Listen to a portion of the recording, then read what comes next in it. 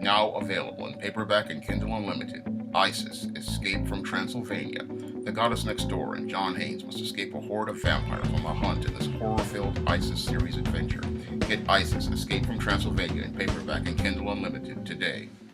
Over Memorial Day weekend, the celebrated Star Wars franchise had its first box office failure. Solo, a Star Wars movie, was the first Star Wars movie to actually flop at the box office. Now, estimated projections for Solo, a Star Wars movie, what were supposed to be $130 to $150 million at the box office over Memorial Day weekend. However, Solo, a Star Wars movie, barely opened to an $83 million box office opening.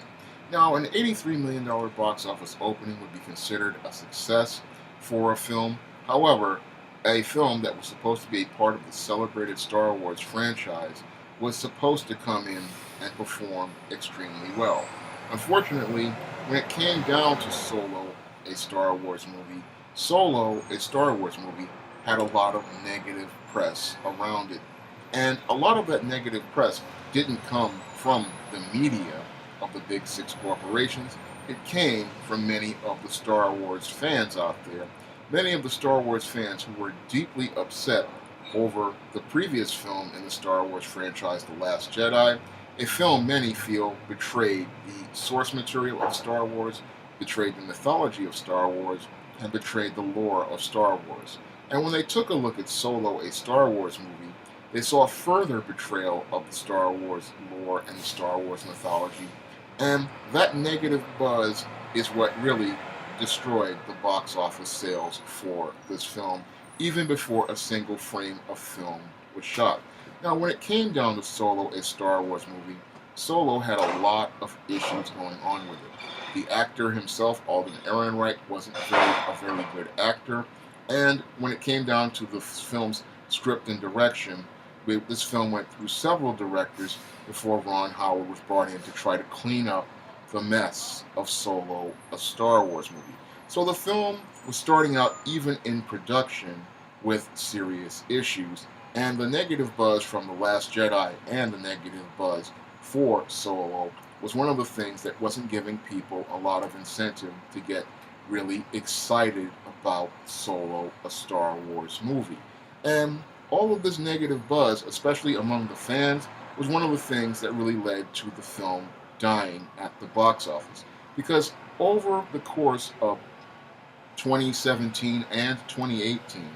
I have heard numerous Star Wars fans complaining about Solo, a Star Wars movie, in the same way I saw many comic fans on message boards getting deeply angry and upset over the 2004 film Catwoman. Now, I remember back in 2003, 2004, being on message boards like Superhero Hype and the DC Comics message boards and listening to the anger of those comic fans when Catwoman was announced and when they were talking about production of Catwoman. And when they released the picture of Halle Berry dressed as Catwoman, instead of there being a lot of fervor and excitement for that Catwoman movie, what happened was we saw comic fans explode in anger because the Catwoman costume Halle Berry was wearing, which featured a bra top, some belts strapped across it, leather pants, and open-toed boots, was nothing like the Selina Kyle, the slinky cat burglar who was Batman's nemesis in the comic books. And when they learned the name of this Catwoman was going to be Patience Phillips, and her powers would be her getting powers to be just like a cat, that's when comic fans were extremely irate and they went on message boards roasting this movie and talking about how bad this film was going to be. And the film, just like your Solo a Star Wars story, originally started with a director who, in many cases, didn't have that much experience because Patoff, this was his second film after his critically acclaimed Vidok. And what happened was he took this film hoping to elevate his career, not understanding that this film was designed to be a complete failure. I mean, it did not stay true to the source material, it did not stay true to the characters, and it did not stay true to the story. And the film had a big budget, but it did not have the underpinnings of what would be a film comic fans could get behind. And Solo, a Star Wars story, was the exact same thing. It was a film that did not have anything of substance that Star Wars fans could get behind. Because after being burned by The Last Jedi and watching Luke Skywalker not act like the Luke Skywalker we all grew up with in the original trilogy, that's what really upset a lot of Star Wars fans. And then to hear about Solo, a Star Wars story featuring a young Han Solo who was cast and looks absolutely nothing like Han Solo, that was strike one for this film. Then there was strike two as related to the script and the numerous director changes. And strike three, I believe, was when a few weeks before this film was supposed to be released, the announcement by one of the screenwriters that Lando Calrissian was a pansexual. Now, when it comes down to the Star Wars franchise has always been a family-oriented franchise,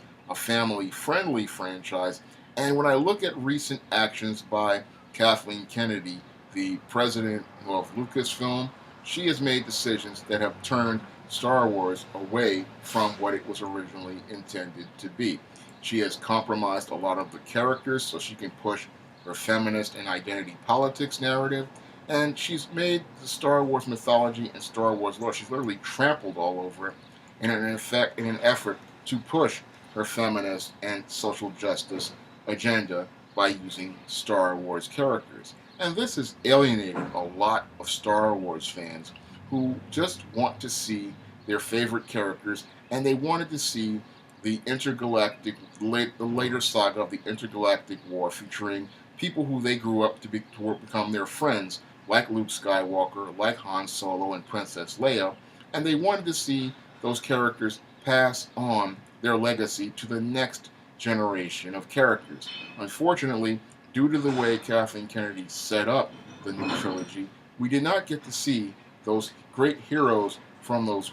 1980s and late 1970s original Star Wars trilogy pass their legacy on to the next generation of characters. Instead, we saw Han Solo killed off ignominiously by his own son. We saw Luke Skywalker, an angry, bitter old man. And we saw Princess Leia literally turn into Superwoman with the Force. And with these other characters, we saw characters we could not identify with or relate to. And I believe that the young Han Solo was like the straw that broke the camel's back for many Star Wars fans who felt like they suffered through The Force Awakens and felt completely slapped in the face with The Last Jedi. And many of those fans, after being burnt by The Last Jedi, just decided to vote with their wallet and make a statement with Solo, a Star Wars story. And I believe they're going to make another statement when Episode 9 opens in a year or so, because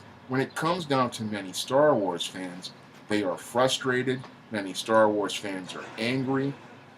and again, many Star Wars fans feel betrayed by Kathleen Kennedy, and they feel betrayed by what she did to these characters who were beloved for over 40 years, and what she did to their legend. Because what she did was, instead of staying true to the history of Star Wars, staying true to the story of Star Wars, staying true to the lore of Star Wars, she decided to revise these characters' history and revise these characters' narrative to fit her feminist agenda, fit her social justice agenda, and shoehorn identity politics into stories where there was no need to shoehorn identity politics. And what that did was alienate years of Star Wars fans who had followed this franchise for over 40 years, and it gave them no incentive to continue buying tickets to see new movies in the Star Wars franchise. Now, when I take a look at this Star Wars franchise after the failure of Solo, a Star Wars story, to be successful at the box office, shows me that there needs to be a new direction as related to the Star Wars franchise and the Star Wars brand. And Disney desperately needs to fire Kathleen Kennedy and anyone who works with her, because it's clear to me that she has destroyed the Star Wars franchise, she has destroyed the Star Wars brand, and her efforts to shoehorn identity politics and social justice agendas and feminist agendas into Star Wars, it's something that just doesn't work. It's something that needs to be dealt with, and it's something that needs to be removed from the Star Wars lore, and it needs to be removed as soon as possible. I believe that after the failure of Solo, with Star Wars story, there is nothing else Disney can do to win back many Star Wars fans except start by announcing that Kathleen Kennedy will no longer be working on the Lucasfilm brand or working with the Star Wars characters. Because if they hope to win back many of those fans, that's the first step they need to make towards winning back those fans. Now, I don't know if they'll be able to repair much of the damage, because when we look at two beloved characters being killed off, I don't see much they can do in trying to win back fans except creating a new franchise that can win back those viewers, and creating a new franchise featuring new characters in another time or another place in a galaxy far, far away, in a galaxy far, far away and a long time ago. That's the only thing that I can see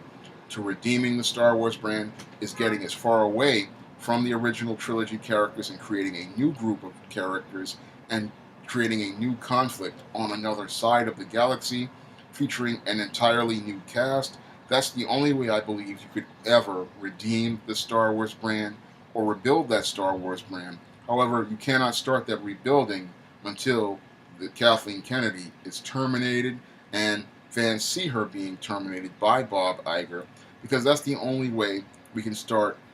healing all of the bad will that's out there and all the angry feelings, because the customers want to see somebody in charge of Star Wars who loves Star Wars, cares about Star Wars, someone who's grown up with the Star Wars lore, and someone who wants to stay true to the Star Wars mythology and the Star Wars lore, and wants to honor those characters in a way that honors the past and allows people to move forward into the future. In the same way, a lot of Batman comic fans saw the Batman character move forward with Batman Beyond. Now, when I take a look at Batman Beyond, I look at the way Bruce Wayne was acknowledged in the first episode, and it paid homage to the reason for Bruce Wayne becoming Batman, and it led to the close of his era in that first episode in the first 5 minutes, and then ushered in the era of Terry McGinnis and allowed us to see the relationship between Terry and Bruce. And that's why the Batman Beyond character was accepted by an entire generation of Batman fans, and Batman Beyond is considered one of the most respected parts of the Batman lore because it stayed true to the source material, it respected the source material, and it showed a direct connection between the past and allowed us to move forward towards the future. And that's what Star Wars needed to do with this new trilogy. Unfortunately, Kathleen Kennedy dropped the ball, but again, I see that there's a way to try to revive or repair the Star Wars brand, but again, it's going to require a completely different conflict, set for the 21st century, and a completely different set of heroes who will be the heroes that the kids of today can relate to in a way that people haven't been able to relate to your Finns, your Reys, and your Rose Ticos. When they look at those characters, they don't see people that are like themselves. What they see are characters who are ciphers for political agendas and diversity agendas, and that's not what Star Wars was all about. Star Wars originally was a commentary about war, and it was about how war brought people together, and it brought people together from different parts of galaxy, different parts of life, and how it brought those people together to work for a common cause. And that's something that was missing from this new trilogy, because everybody was disconnected, everybody was out of place, and everybody was doing their own thing, and no one was coming together in the way people did during the original trilogy. In the original trilogy, we saw people becoming like friends and family, and we never saw that happen in the two movies of the new trilogy. And that's something we really do need to see if they want to continue the Star Wars brand, because it was that whole bringing together of people that brought people to the theaters to watch the Star Wars movie, because as they saw those people coming together, they saw a reason to come together and be a part of this fantasy and be a part of this franchise. And that's what people want to see regarding Star Wars. And when I look at Solo, a Star Wars movie, I see it as what should be the nail in the coffin, along with Episode 9, and it should be the end of the line for Kathleen Kennedy, and the start of a new direction for Star Wars and the Star Wars brand in a couple of years. If you'd like to see me make more videos like this, you can donate to my Patreon by clicking the link in the description box. And if you want to try some of my SJS Direct publications like the ISIS series, the E-Steam series, The Temptation of John Haynes, and the Spinsterella trilogy, you may do so by clicking the link to Amazon.com. That's all I have to say for this video. You can comment, rate, and subscribe.